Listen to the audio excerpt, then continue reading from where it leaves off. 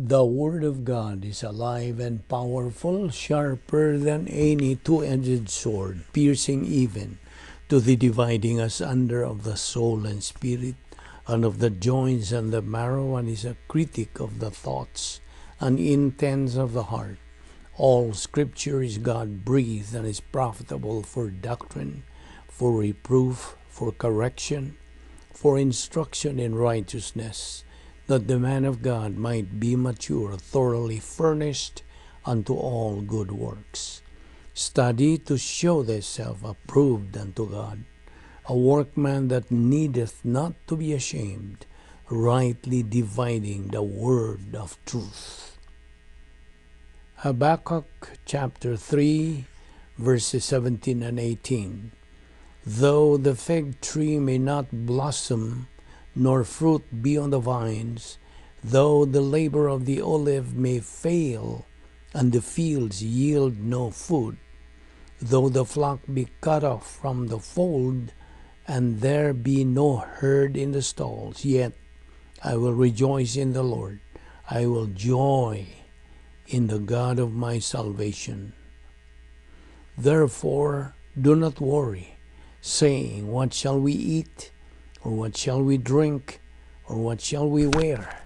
For after all these things the Gentiles seek, for your heavenly Father knows that you need all these things.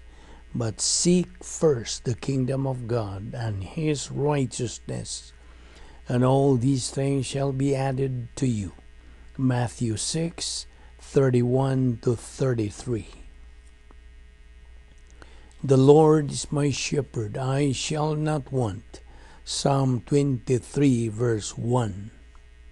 Behold, the eye of the Lord is on those who fear him, on those who hope in his mercy, to deliver their soul from death, and to keep them alive in famine. Psalm 33, 18 to 19.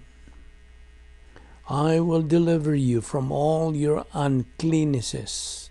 I will call for the grain and multiply it, and bring no famine upon you. And I will multiply the fruit of your trees and the increase of your fields, so that you need never again bear the reproach of famine among the nations. Ezekiel 36, 29 to 30. For he satisfies the longing soul and fills the hungry soul with goodness. Psalm 107, verse 9. Before we start our Bible study, as our routine, we have to examine ourselves if we still have some sins. We have to rebound or confess all these sins that we have committed today. Otherwise, they become a barrier to our study. Therefore, to you, believer, you have to use 1 John 1:9 if you need it. And for you, unbeliever, the issue you're facing is not confession of your sins. It is faith alone in Christ alone. Acts 16:31 says, believe on the Lord Jesus Christ, and thou shalt be saved. Therefore, let us pray.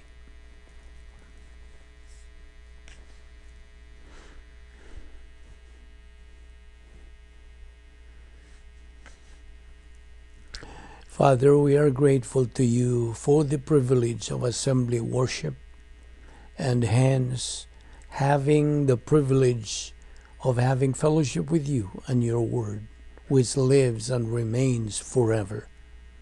We thank you that your word is forever a lamp unto our feet and a light unto our path, because the entrance of your word giveth life, it giveth understanding to the simple. And therefore, as we approach thee in the study of your word today, we ask that you will open our hearts to the truth, that we may fulfill the objective of growing in grace and in the knowledge of our Lord and Savior Jesus Christ. We thank you for this Bible study through the YouTube under the Vic Balbido Evangelistic Ministry. All this we ask in Christ's name. Amen. Welcome everyone once again to our Bible study today. Our discussion is still focused on the subject, the fantastic life on earth. Like I said yesterday, this kind of life that we are or have started studying since yesterday, this kind of life is far beyond the description of Disneyland or Disney World that they call the happiest place on earth. This fantastic life on earth is available to anybody, but there are conditions and requirements to be met. First, admit you are a sinner. 2, repent of your sins. And 3, believe in the Lord Jesus Christ as Savior. And once a person who hears the gospel and believes it, accepts Christ as his Savior, these things happen to him on that instant that he made the decision to believe in Christ.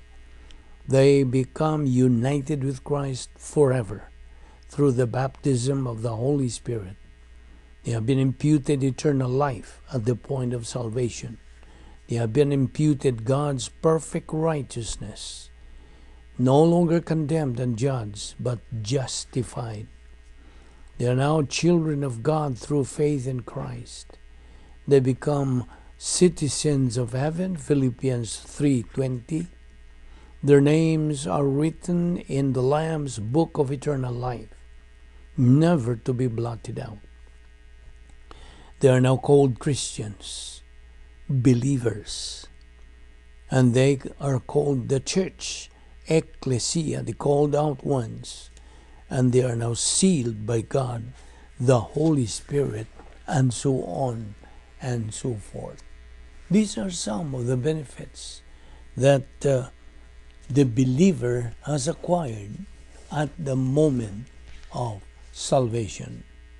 Now, as believers, it doesn't mean that automatically they can live that fantastic life on earth.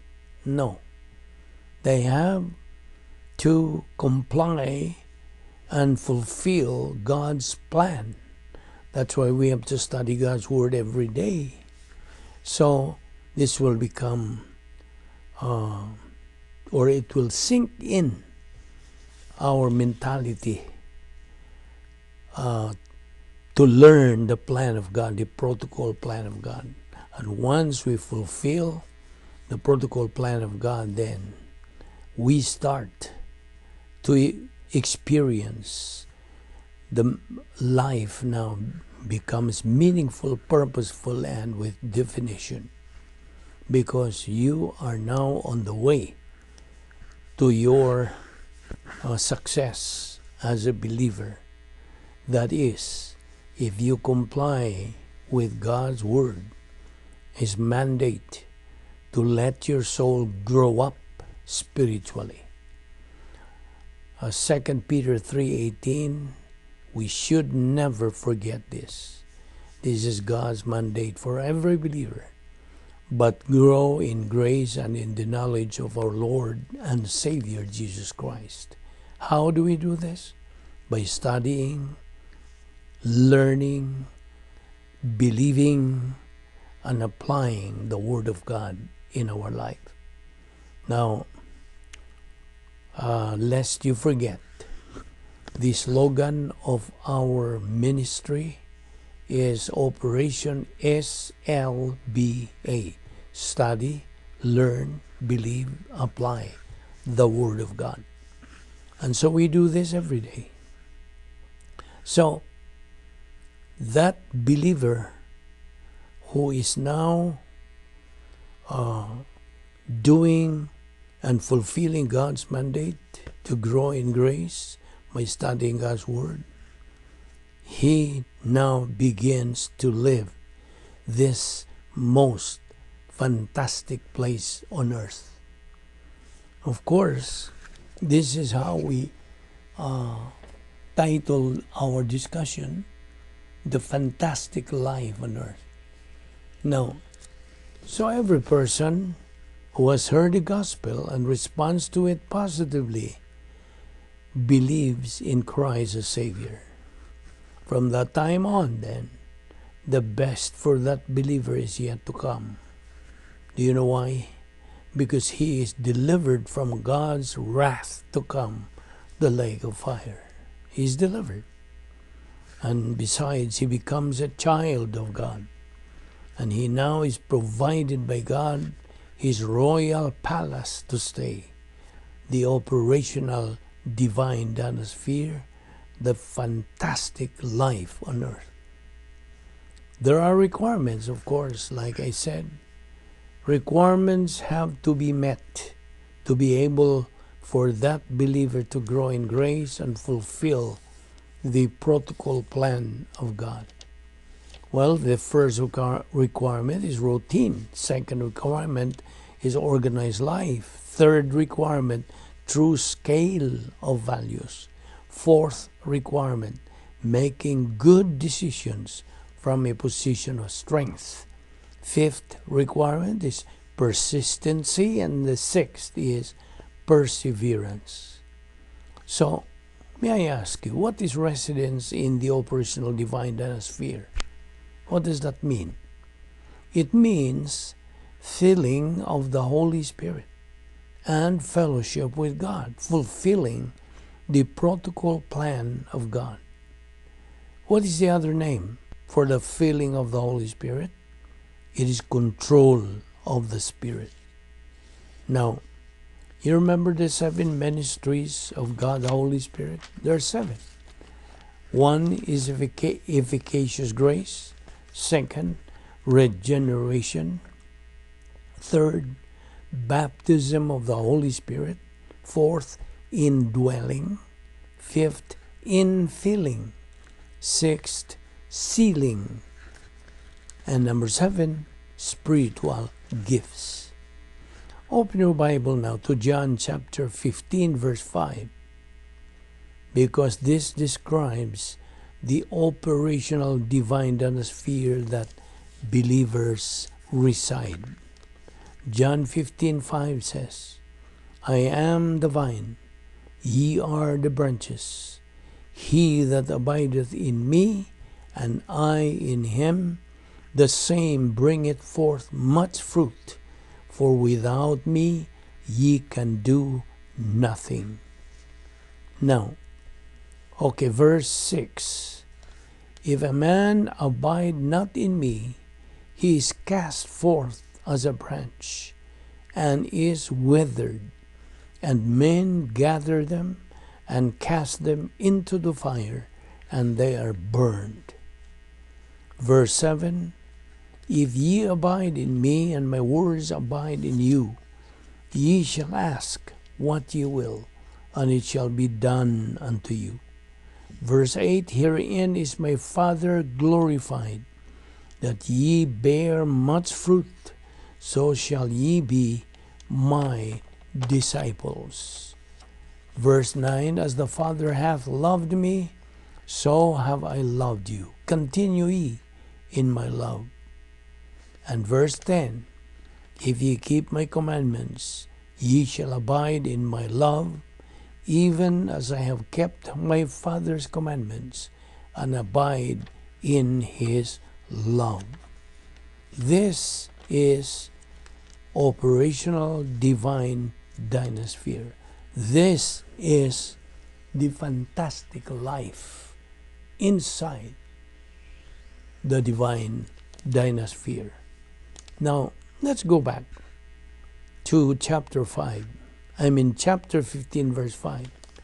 Verse 5 again says, I am the vine, ye are the branches. He that abideth in me, and I in him, the same bringeth forth much fruit, for without me ye can do nothing. Now the vine is the Lord Jesus Christ. but the branches are the believers.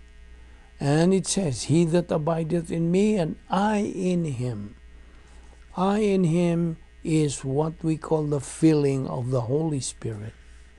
And the same bringeth forth much fruit. Now this bringeth forth much fruit is what we call the divine good production. Okay? And the verse continues, for without me ye can do nothing. Without me, meaning apart from me, ye can do nothing. This nothing refers to the human good. Now in verse 6, if a man abide in me, he is cast forth as a branch. Or, correction there, if a man abide not in me, meaning, what does that mean? He is in the CD or CDs. CD1, arrogance complex, and CD2, hatred complex. So if a man abide not in me, he is cast forth as a branch and is withered. Carnal. He is a carnal believer. And men gather them.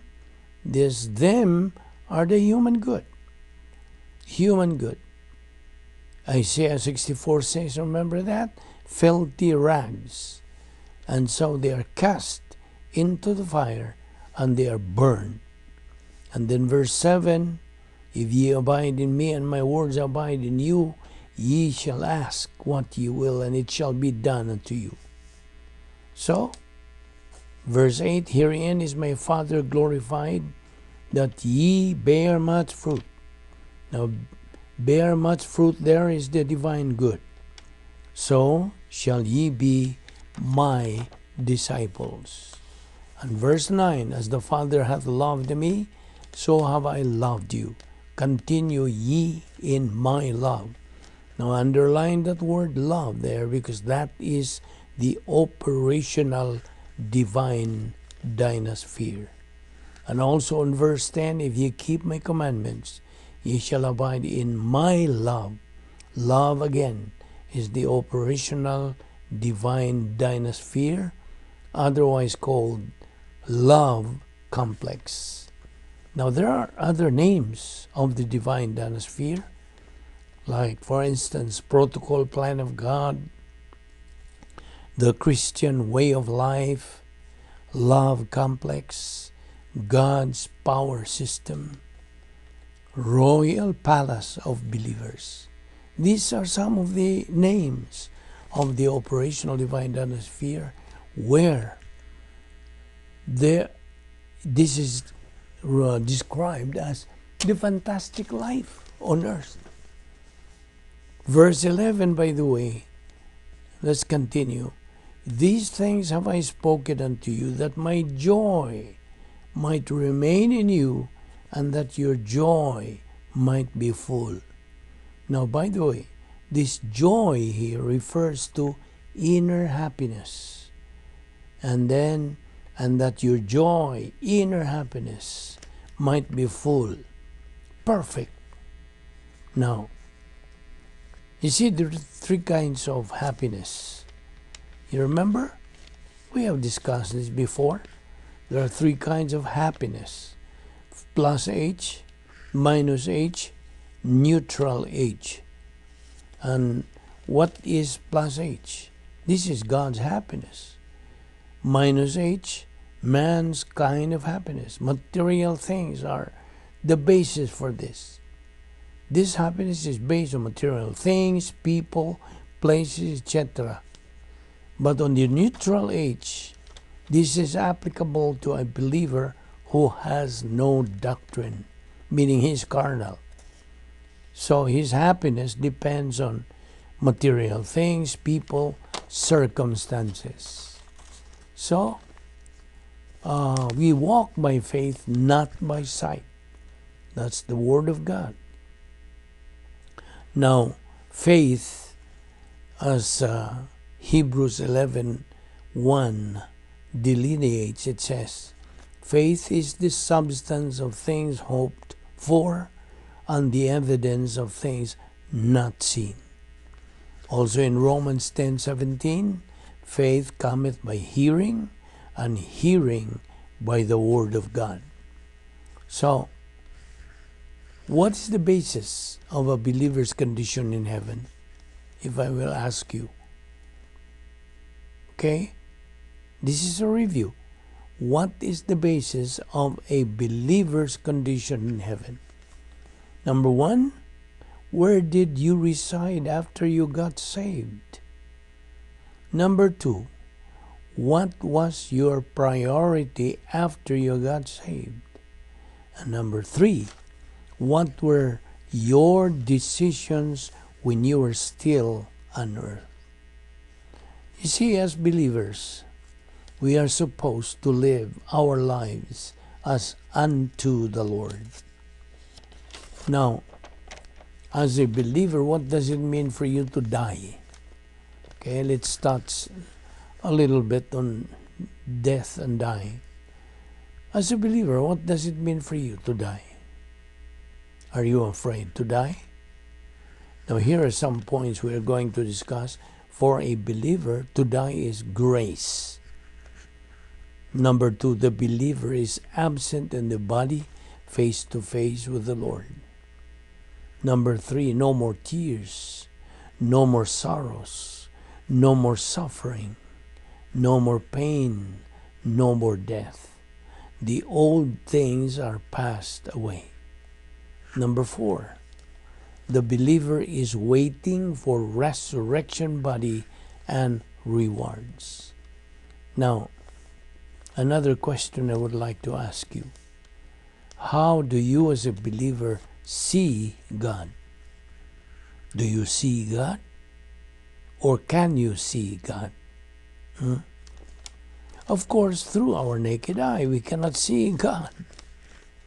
But how can we, believers, see God? How? The answer is, a believer can see God through his soul. But seeing God is not a relationship. We can only have a relationship to God when we are saved. Why? Because we have an activated human spirit. That is why the Greek word for an unbeliever is sokikos. S or P-S-U-C-H-I-K-O-S. Sokikos. Meaning a soulish man.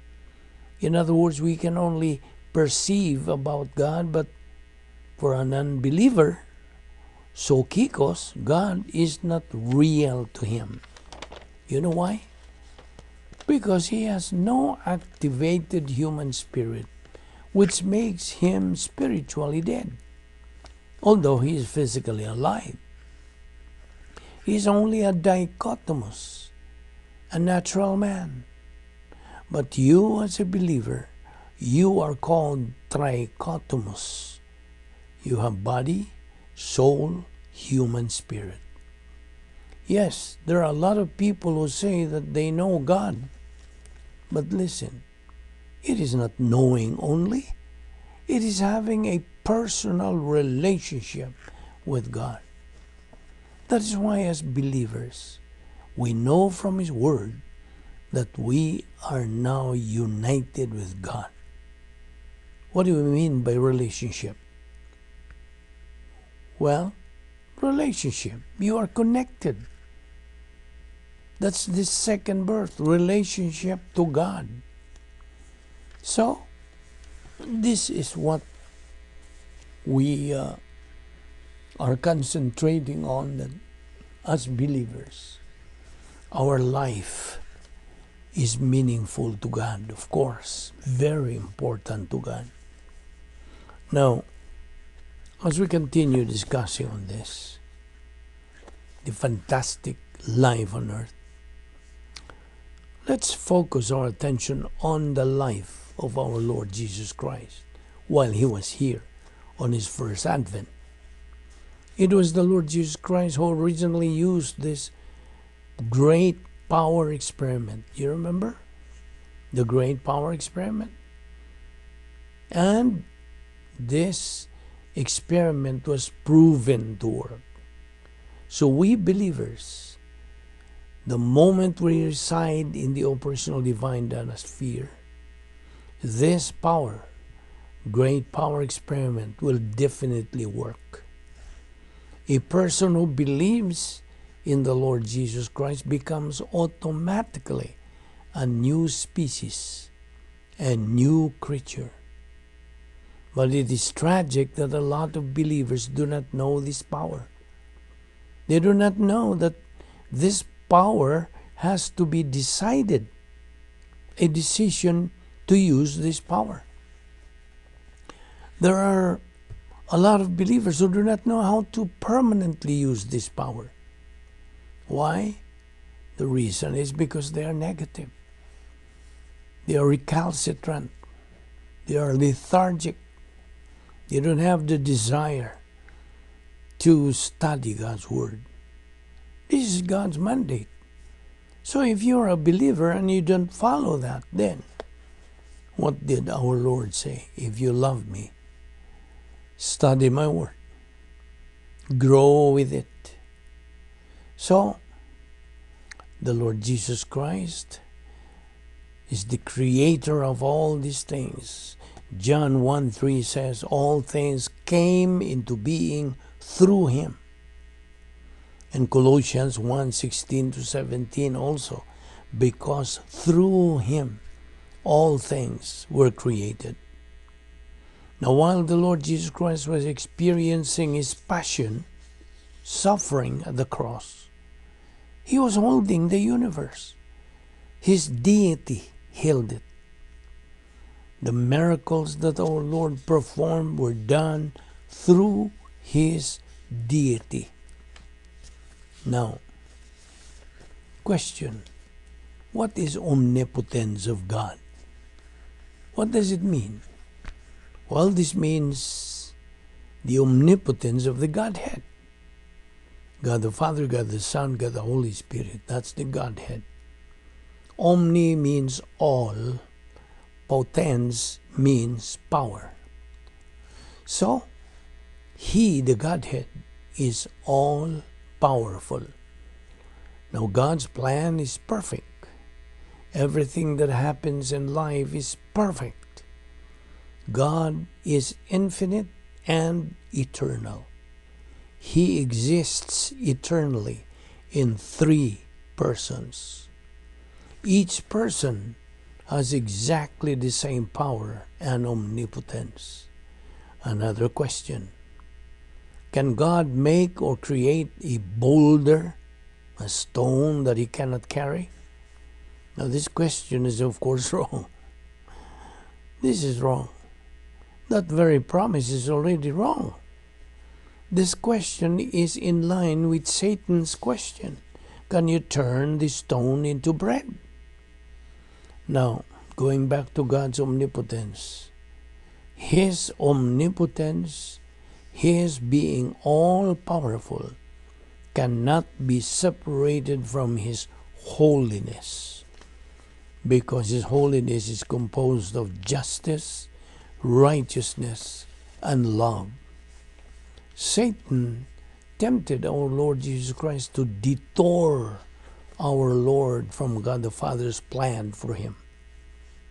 Today, God's power is available to every believer.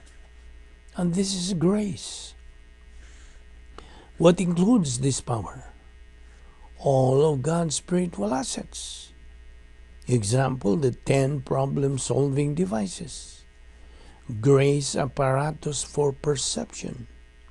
Edification complex of the soul. Operational divine dynasphere. The 3 spiritual skills.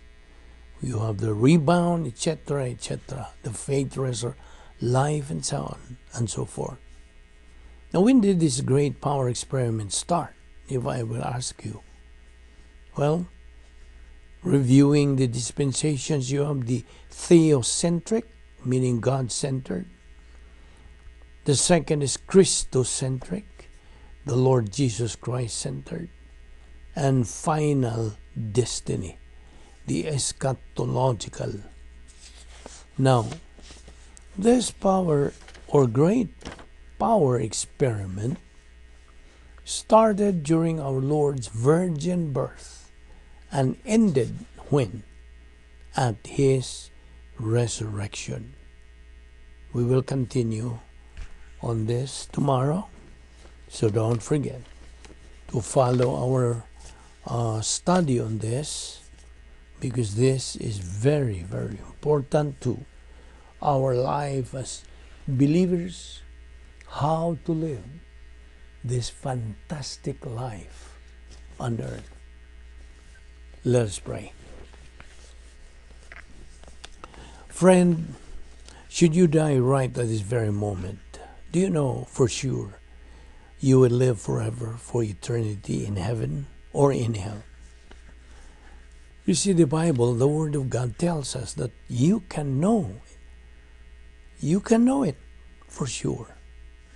Now I'm asking you, friend, this question, since this is the most important question you will ever encounter in your entire life. Let me ask you this: are you saved? It's not a question of whether you are a member of a church or not, but are you saved?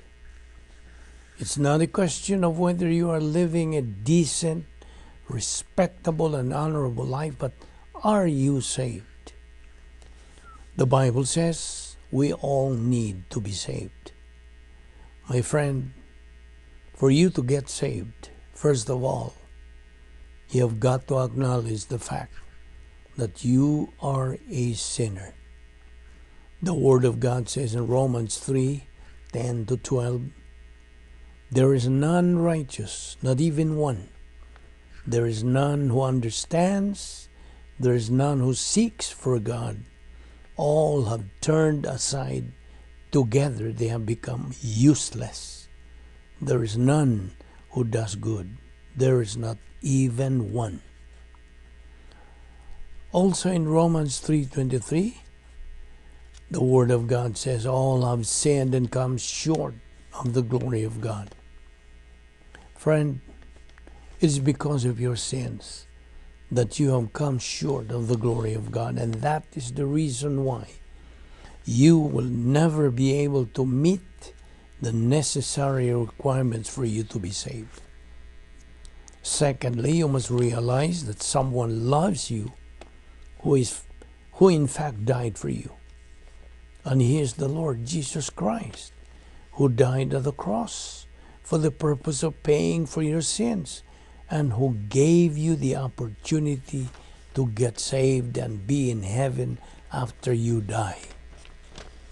The Romans 5:8 says that God demonstrates His own love toward us in that while we were yet sinners, Christ died for us. Now, when our Lord Jesus Christ died on the cross, it was His spiritual death that paid the penalty of our sins. Colossians 1:14 says, in whom we have redemption, the forgiveness of sins. Listen very carefully, my friend. You cannot do anything to ask for help to get saved.